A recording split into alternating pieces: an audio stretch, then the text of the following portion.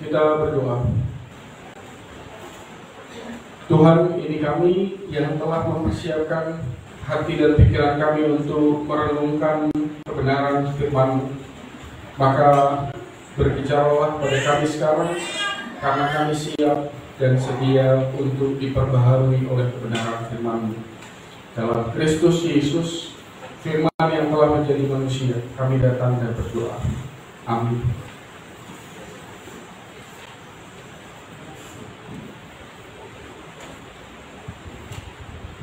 Yesaya 58 ayat 1 sampai dengan ayat 12. Di bawah judul perikop kesalehan yang palsu dan yang sejati. Serukanlah kuat-kuat, janganlah tahan-tahan. Nyaringkanlah suaramu bagaikan sangkakala. Beritahukanlah kepada umatku pelanggaran mereka, dan kepada kaum keturunan Yakub dosa mereka. Memang setiap hari mereka mencari aku dan suka untuk mengenal segala jalanku. Seperti bangsa yang melakukan yang benar dan yang tidak meninggalkan hukum Allahnya, mereka menanyakan aku tentang hukum-hukum yang benar. Mereka suka mendekat, menghadap Allah, tanyanya, mengapa kami berpuasa dan engkau tidak memperhatikannya juga? Mengapa kami merendahkan diri dan engkau tidak mengindahkannya juga? Sesungguhnya pada hari puasamu engkau masih tetap mengurus urusanmu, dan kamu mendesak-desak semua buruhmu. Sesungguhnya kamu berpuasa sambil berbantah dan berkelahi, serta memukul dengan tinju dengan tidak semena-mena. Dengan caramu berpuasa seperti sekarang ini, suaramu tidak akan didengar di tempat ini. Sungguh-sungguh inikah berpuasa yang kukehendaki, dan mengadakan hari merendahkan diri, jika engkau menundukkan kepala seperti gelagah dan membentangkan kain karung dan abu sebagai lapik tidur?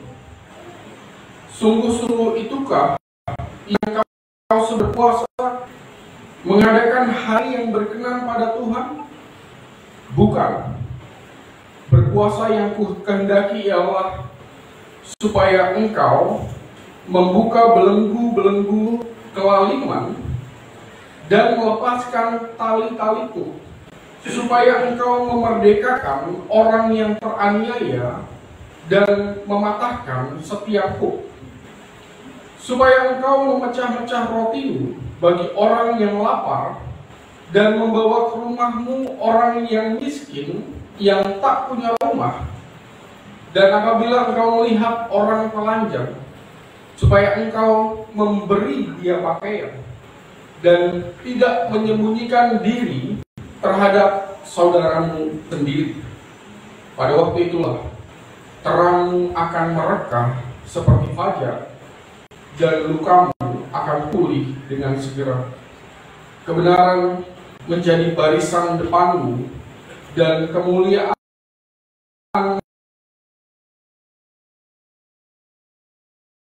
kau akan memanggil, dan Tuhan akan menjawab.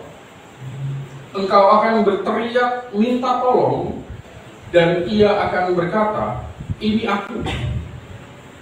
Apabila engkau tidak lagi mengenakan kuk kepada sesamamu, dan tidak lagi menunjuk-nunjuk orang dengan jari dan memfitnah.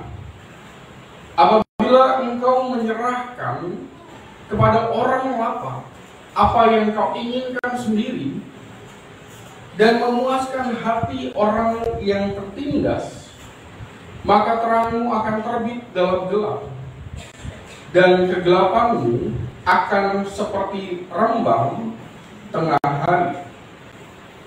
Tuhan akan menuntun engkau senantiasa, dan akan memuaskan hatimu di tanah yang kering, dan akan memperbaharui kekuatanmu. Engkau akan seperti taman yang diairi dengan baik, dan seperti mata air yang tidak pernah mengecewakan.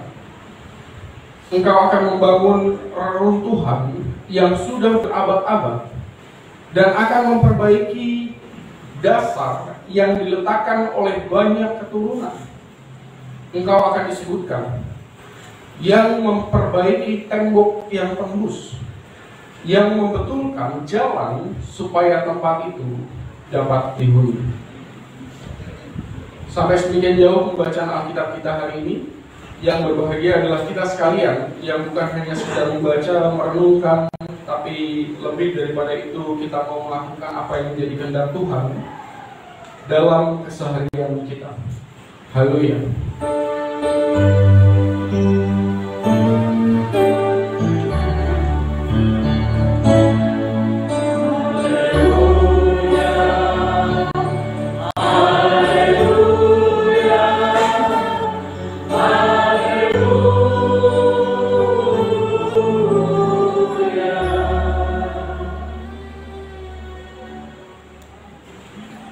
Shalom Bapak Ibu semuanya. Halo. Sewaktu tadi kita membaca perikop yang menjadi perenungan kita pada hari ini, apa yang kepikiran di dalam hati Bapak dan Ibu?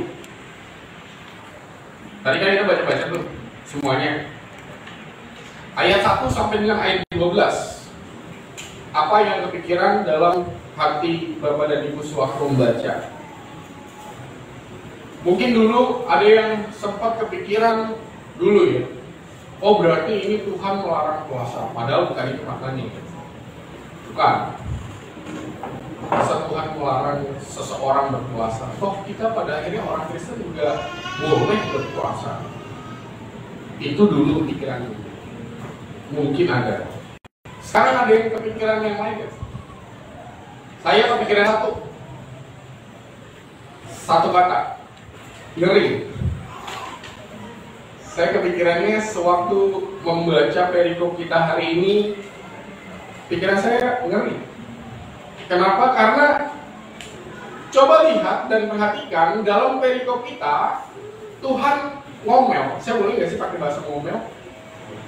Ngomel itu kan bahasa bagus-bagus aja ya. Marah. Tuhan marah kepada siapa? Kepada orang yang nggak pernah ibadah? Tuhan ngomel sama orang yang nggak pernah datang ibadah, orang yang nggak taat terhadap hukum-hukumnya, itu yang diomelin Tuhan? Atau orang yang ya tadi nggak puasa di perikop kita, apakah mereka yang diomelin sama Tuhan? Nggak, justru kebalikannya, kan gitu ya. Coba aja lihat, Tuhan justru mengomeli, memarahi bangsa Israel di saat tepat mereka sedang semangat-semangatnya untuk hidup taat melakukan perintah Tuhan. Kalau kita membaca kitab Yesaya, kita tahu bahwa kitab Yesaya dimulai dari masa sebelum pembuangan, di tengah-tengah pembuangan sepanjang 70 tahun itu. Dan pasal 58 ini pasal-pasal terakhir. Yesaya itu habis sampai pasal 65 ya. Artinya benar-benar 66. Maaf. Artinya benar-benar di penghujung mereka di pembuangan sebelum pada akhirnya balik lagi ke Yerusalem. Dan sewaktu mereka sudah nanti pada akhirnya balik ke Yerusalem, itu kan artinya sudah ada perubahan hati. Betul-betul. Dari yang dosa kemudian dihukum mereka ambruk semangatnya, lalu kemudian para nabi membangkitkan kembali semangatnya, sekaligus berusaha untuk membuat mereka ayo taat lagi, ayo kita ikut suara Tuhan lagi. Nah ini orang-orangnya justru sedang taat-taatnya, sedang melakukannya hukum Tuhan, tapi toh kenapa pada akhirnya di perikop yang kita baca hari ini toh mereka kena juga diomelin kan? Coba lihat ayat 2. Dan bacalah sekali lagi ayat 2. Setiap hari mereka mencari aku, suka mengenal jalanku, kan gitu. Mereka mencari tahu hukum-hukumku. Tidak ada yang meninggalkan hukum Allah. Yaitu yang terjadi justru Tuhan memarahi orang-orang yang sangat-sangat taat. Dan justru dengan kenyataan itu, makanya saya ngebacanya sih justru jadi ngeri. Ngerinya kenapa? Ngerinya yang ibadahnya taat aja masih bisa kena omel Tuhan loh. Apalagi ya ibadahnya nggak taat.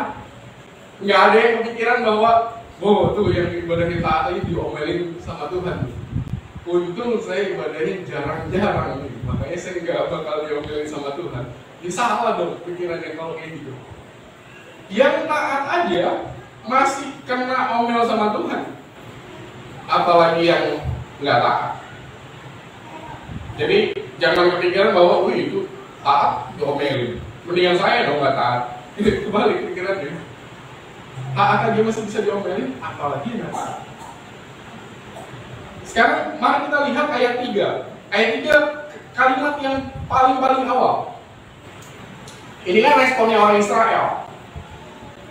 Mengapa kami sudah melakukan ini, sudah melakukan itu, dan itu sudah sesuai dengan hukum-hukummu?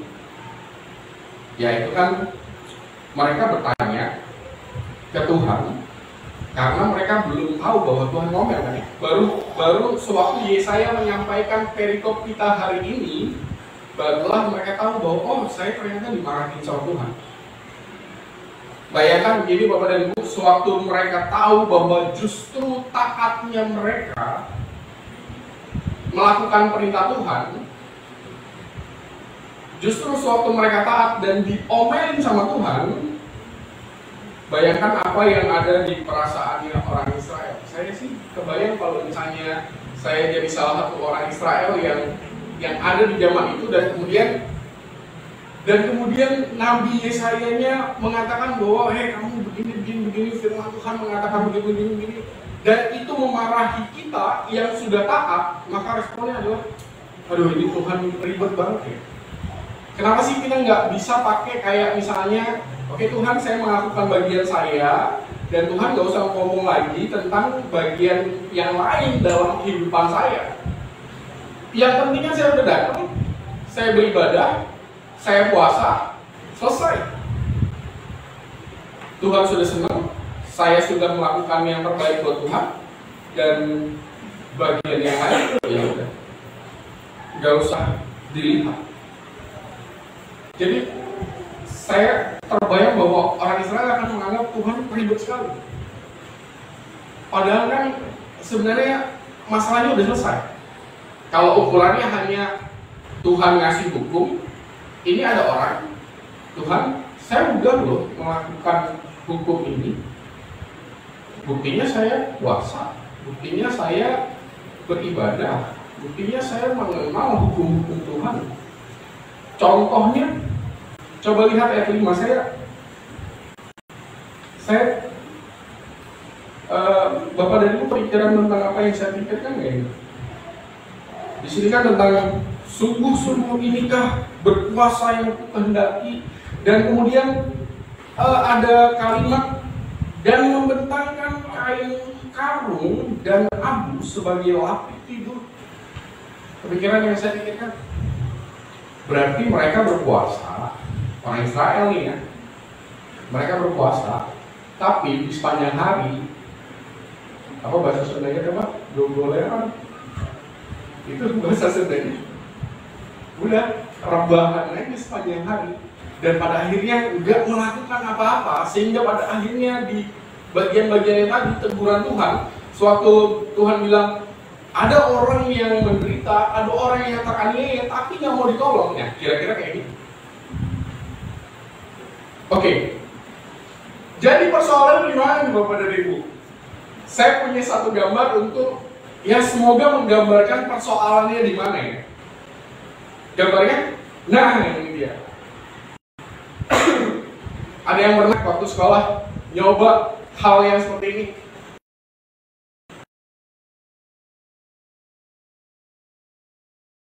Itu ada anak lagi sekolah, lalu kemudian dia ketiduran. Ada dua gambar, ketiduran gambar yang di atas, tapi juga dia di satu sisi dia punya ini loh, kacamata yang gambar mata. Bapak Ibu punya nggak sih di rumah? Saya nggak bayang tuh misalnya Bapak dan Ibu kalau punya nih kacamata yang gambar mata, matanya mata dia kebuka lah, mata kebuka gitu. Jadi mau di dalam kacamatanya mata kita sendiri mau tertutup ke, mau melihat ke tempat yang lain kayak kan nggak ketahuan ya. Yang kelihatan kan cuma mata terbuka aja kan. Saya nggak kebayang kalau misalnya Bapak dan Ibu besok nih minggu depan nih punya kacamata itu, bawa kacamata itu dan kemudian dipakai waktu ibadah. Ini bisa jadi saya ngomong sendirian nih, yang lain pada tidur nih. Tapi kelihatannya matanya ya karena kacamatanya mata melek, akhirnya kelihatannya seperti ini. Apa yang terjadi? Kalau menurut saya ini persoalannya. Dari dulu, sejak zaman orang Israel sampai dengan zaman sekarang masih ada orang yang berpikir bahwa mereka bisa mengakali Tuhan. Ya kali. Dengan terlihat taat, dengan terlihat melakukan, tapi nyatanya apa yang dilakukannya di dalam ibadahnya itu tidak mengubahkan hidup mereka sama sekali. Ya contohnya ini loh. Ada anak datang sekolah punya kacamata mata melek. Kacamatanya namanya apa ya? Saya sih bilangnya kacamata mata melek loh. Kacamata mata melek, dia tidur di kelas pakai kacamata mata melek, kan berarti orang nggak ada yang tahu ya. Mungkin gurunya juga pertama, kedua kali, ketiga kali mungkin juga nggak sadar, tapi kan toh pada akhirnya ketahuan juga sama gurunya. Atau kalau memang lolos terus menerus, kan ketahuan juga di ujian akhir. Nah ini yang nggak ngikutin berarti orang. Kenapa? Ketahuan juga. Dan masih ada orang yang berpikir bahwa saya bisa mengakali Tuhan dengan cara saya sendiri. Ini kayak misalnya lagi-lagi sekolah nih ya. Dari zaman dulu kan mungkin kita pernah melakukannya, saya juga pernah melakukan titip absen. Pernah kan ya? Seberapa sering titip absen waktu sekolah? Sesering itu. Titip absen kan sederhananya kita mau ada di kelas, tapi di saat yang bersamaan kita nggak ada di kelas, kayak gitu kan. Akhirnya titip absen supaya di daftar absen ada, tapi kita nggak ada di situ. Kan itu tadi nggak kali. Seakan-akan ada, tapi nggak ada. Sama aja itu. Orang Israel juga begitu.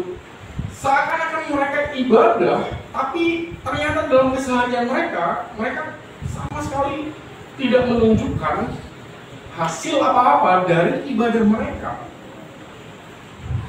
Makanya ada satu pengkhotbah yang mengatakan bahwa orang Kristen itu kalau ada orang yang datang ke gereja setiap hari Minggu tidak otomatis menjadikan dia sebagai orang Kristen karena Bapak ini ya. Sama seperti seseorang masuk ke garasi dan tidak otomatis orang itu jadi mobil. Ada orang nih hari Minggu datang ke gereja, nggak otomatis jadi orang Kristen. Nggak otomatis bahwa oh ini pasti orang Kristen. Sama kayak orang kita nih di rumah punya garasi. Masuk garasi emang kita ada mobil kan enggak? Hari ini saya mau mengajak kita merenungkan satu hal saja Bapak dan Ibu. Berdasarkan tema sinodal kita kan berbicara tentang pembaharuan diri sebagai bukti dari ibadah yang sejati. Betul kan? Arahnya ke sana ya, nih. Maka kalau misalnya kita mau berbicara tentang ibadah yang sejati, ibadah yang palsu, bagaimana seseorang bisa menilai ini? Apakah kita bisa menilai orang lain, oh ini ibadahnya sejati, oh ini ibadahnya palsu? Apa kita mau jadi ribut sama orang gara-gara itu? Kan nggak mau ya. Misalnya bapak sama ibu nih di rumah misalnya, tiba-tiba lagi selisih pendapat nih, tiba-tiba ada yang nyetok nih siapa aja nih, entah bapaknya, entah ibunya, lalu di komennya gini, lah rajin-rajin ibadah, tapi ngomel-ngomel aja, tersinggung kan? Tersinggung pasti tuh keluar itu omongan kayak gitu. Kan berarti menganggap bahwa ibadah kita tidak berpengaruh. Walaupun pada kenyataannya kita sering jatuh bangun di situ kan. Maka lagi-lagi saya nggak mau mengarahkan kita untuk pada akhirnya menilai orang lain. Apakah seseorang di luar diri kita itu adalah orang yang melakukan ibadah yang sejati atau ibadah yang katakanlah seperti orang Israel? Enggak. Nggak usah dimulai dengan menilai orang di luar kita. Cara terbaik untuk menjadi seseorang yang jauh-jauh lebih baik dari hari ke hari adalah persis kayak misalnya kayak boleh nggak sih dibilang kayak misalnya kita pakai kacamata Buddha, kita nggak usah melihat kanan kiri, kita fokus aja ke depan, perjalanan kehidupan kita, keluarga kita, ke Tuhan. Harusnya dimulai dari siapa? Dari pribadi, tanpa harus melihat kanan kiri. Dimulai dari keputusan pribadi, dimulai dari hati pribadi yang bersangkutan, siapapun dia orangnya. Kalau mau berbicara tentang ibadah yang sejati adalah ibadah yang mengubahkan kehidupan seseorang, maka ketimbang kita menghabiskan waktu gitu ya untuk ngomenin orang di luar sana yang kita anggap bahwa oh ini gini, padahal belum tentu benar juga yang kita komenin, ketimbang kita membuang waktu ngomenin tentang hidup orang lain yang kita sama sekali nggak tahu hidup orang lain bagaimana. Kan orang kan bertindak kan berdasarkan sesuatu yang sama sekali kita nggak tahu. Daripada kita menghabiskan waktu untuk hal-hal yang nggak seperti itu, lebih baik, bukankah lebih baik bahwa kita betul-betul mengarahkan pada hati dan pikiran kita untuk betul-betul memperbaharui kehidupan kita sendiri. Dimulai dari hati, dimulai dari keputusan kita sendiri. Bahwa ibadahku hari ini adalah ungkapan syukurku ke Tuhan. Bukan karena gak enak lah, orang bapak ibu dari pagi udah teriak-teriak, masa saya nggak datang ke gereja, bapak ibu datang ke gereja. Bukan karena itu kan, anak-anak muda emangnya karena itu. Karena bapak ibu saya datang ke gereja, maka saya datang ke gereja. Atau karena saya nggak enak sama ABCDE, maka saya nggak bisa bilang enggak untuk datang ibadah. Apa karena itu? Kalau baktian ibu mah mungkin nggak berasa ya. Coba deh baktian yang lain. Mungkin masih ada rasanya, mungkin ya, mungkin.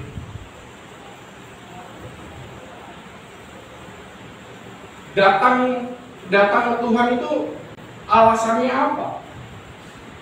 Kalau alasannya bukan dari keputusan pribadi, bukan dari kesadaran hati sendiri, maka berhati-hatilah. Mungkin siapa tahu kita menjadi orang yang termasuk di kelompok orang Israel yang mungkin tepat pada waktunya Tuhan marah sama kita. Kenapa? Kayak misalnya, oh saya datang ibadah ya karena bapak ibu saya itu. Nah emangnya bapak dan ibu kita akan selamanya bersama-sama dengan kita? Atau kita selamanya akan bersama-sama dengan kita? Kan pada akhirnya ada yang duluan. Lalu kalau misalnya bapak ibu kita udah nggak ada yang ngingetin lagi, berarti nggak gereja. Nah di situ ketahuan bahwa seseorang ibadahnya sejati atau tidak sejati, dan itu betul-betul hanya bisa dikenali oleh orang itu sendiri. Orang lain nggak punya hak untuk mengomentari itu. Urusannya benar-benar antara Bapak dan Ibu dengan Tuhan. Kalau udah sampai di titik itu, karena agak susah ya kalau misalnya orang nggak sampai pada kesadaran dirinya sendiri untuk pada akhirnya beribadah dengan sepenuh hati, beribadah yang mengubahkan diri atau mengubahkan hidup keluarganya. Karena ini kita masih di bulan Agustus, masih dalam suasana hari kemerdekaan. Memangnya pahlawan pejuang kemerdekaan negeri kita mau mati di medan perang? Emangnya disuruh-suruh? Ayo perang itu. Lah kalau misalnya orang yang nggak mau, ya nggak mau aja, kabur. Tapi kan nggak kayak gitu. Orang mengambil senjata, bambu kan ya, katanya kan bambu. Dan apalagi coba senjata yang emang itu punya senjata yang lebih canggih dari bambu. Ngambil bambu, perang. Emang ada yang nyuruh? Nggak ada yang nyuruh, pasti. Sadar aja, nggak mau hidupnya dijajah terus, maka pilihannya adalah berjuang sampai mati, atau pada akhirnya dijajah terus. Berjuang bahkan kalau mati pun nggak apa-apa, yang penting saya berjuang untuk merdeka. Kan begitu. Dan itu dimulai dari kesadaran pribadi. Maka hari ini kalau kita berbicara tentang ibadah yang sejati, semoga kita tidak tengok kanan kiri, tapi tengoklah ke dalam diri kita sendiri. Sesejati apa ibadahku hari ini untuk Tuhan. Dan nggak terlalu susah untuk mengukurnya. Banyak cara, seperti yang tadi contohnya. Kalau anak muda, ya apa alasannya datang ke gereja? Karena disuruh-suruh sama orang tua, karena nggak enak bapak ibunya pendeta, atau bapak ibunya penatua. Semoga alasannya bukan hal-hal seperti itu. Sama halnya kayak saya agak sedikit bersyukur di KRT Sewan kemarin. Entah gimana ceritanya, kan dalam dinamika diskusi kadang-kadang pokok bahasannya ini kadang-kadang agak melebar ke sana gitu ya. Tapi masih dalam satu track yang sama. Kayak kemarin di KRT Sewan itu kami bahkan membahas tentang persembahan. Membahas tentang persembahan. Sama aja kan ya. Persembahan emangnya ada yang kayak misalnya di gereja kita kan nggak pakai sistem pengharusan. Nggak ada tuh bahasa Bapak Ibu harus gitu. Walaupun memang ada kayak misalnya ya kita sepakat bahwa ada persembahan bulanan yang mau kita himpun bersama-sama. Tapi kalaupun memang ada yang enggak, emangnya mau dikejar-kejar sama penatua kan enggak? Kenapa? Karena pada akhirnya betul-betul berharap setiap kita memiliki keputusan pribadi untuk nggak lagi diingetin terus-menerus. Sadar aja bahwa Tuhan sudah sangat mengasihi kehidupanku, maka inilah rasa syukurku yang kubawa kepada Tuhan. Jadi benar-benar urusannya adalah antara diri kita dengan Tuhan.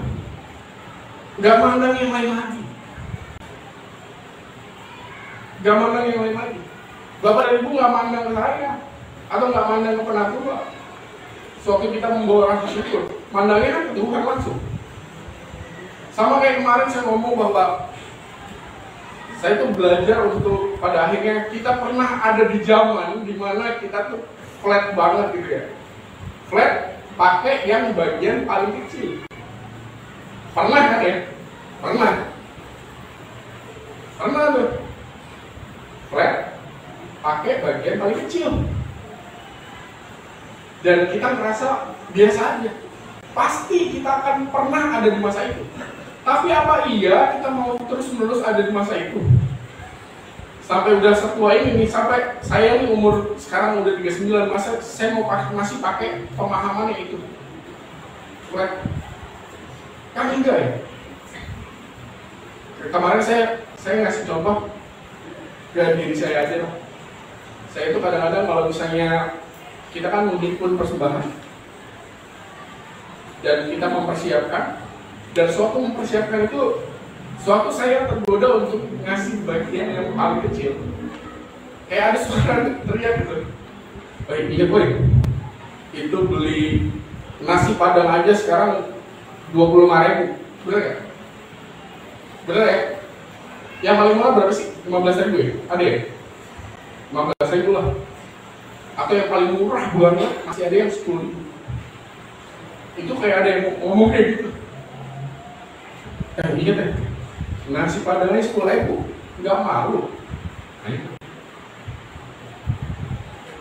Kalau kebaktian tuh gitu. Nah kalau udah sampai itu kan berarti kan kesadaran pribadi.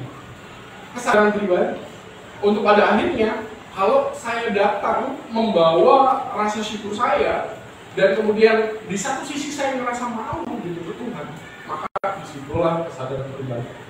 Dan saat orang sadar secara pribadi, orang nggak perlu diingetin oleh siapapun, karena dia tahu dengan sendirinya dan tahu tentang apa yang Tuhan sudah lakukan, dan tahu juga kalau yang dia lakukan justru membuat dia malu di hadapan Tuhan, maka dia nggak akan melakukan itu. Saya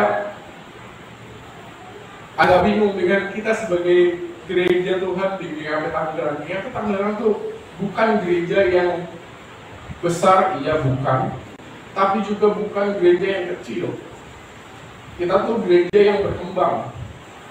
Sama kayak Indonesia membahasakan ke negeri di seluruh dunia, oh Indonesia bukan negara miskin, tapi negara berkembang. Gak mau kan Indonesia bilang negara miskin? Dibilangnya negara berkembang. Bahasa halus sih, tapi emang benar negara berkembang. Gak mau. Sama kita juga. Saya kira Tangerang itu emang kecil ya? Enggak, kita nggak kecil. 70 kakak. 70 kakak. Di sewa kemarin saya bilang, Bapak dan Ibu, kalau sehari-hari token listrik berapa sih habisnya? Yang paling kecil, 200.000 sebulan ada? Kayaknya nggak ada ya. Pastori aja sekitar 200 sampai dengan 300 setiap bulan. Pokoknya 1,5 bulan itu 200 lah. 200. Itu token listrik. Dan kita membelai sedemikian rupa. Maka saya agak bingung dengan kekuatan 70 kakak.